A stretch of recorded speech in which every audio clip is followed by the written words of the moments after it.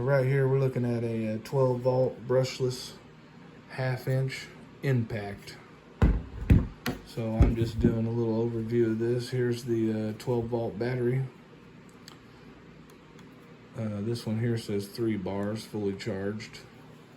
So how you do it is you slip this on here, lock that in, locks in. You see you got your belt grip right here, real nice belt grip. You probably want to put some Loctite on there before you put that on. So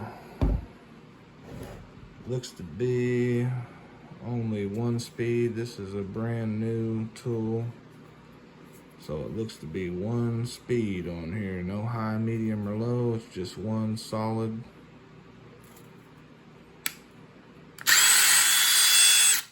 Three LED lights, 1 solid squeeze of a trigger, and you're